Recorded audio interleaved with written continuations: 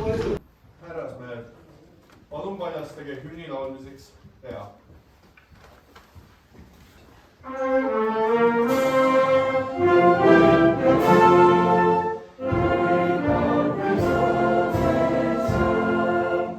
Alustame Tartu rahu 106. aastapäevale pühendatud Tartu gümnaasiumite koosolekut.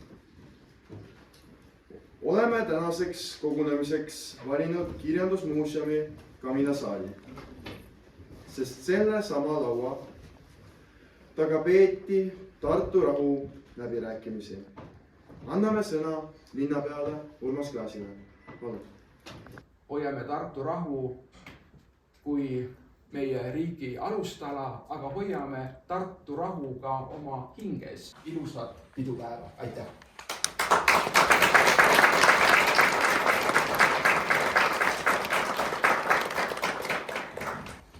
Tere, austatud linnapea, head koolide esindajad ja kõik teisedki, kes täna on siia jõudnud.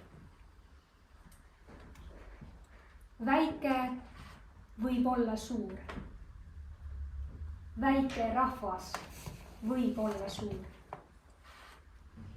Kõlab päris ebaloogiliselt, kui mõtleme, mis praegu maailmas toimub. Minus kui noores valitseb pidev ebakindlus. Teadmatus, kas meil on üldse võimalik midagi teha. Eestlased ei ole unustanud oma rahvalugusid. Need püsivad alles nagu mõned kohanimed, 100 ja 1000 aastaid. Ning me tuletame neid aeg-ajalt meelde.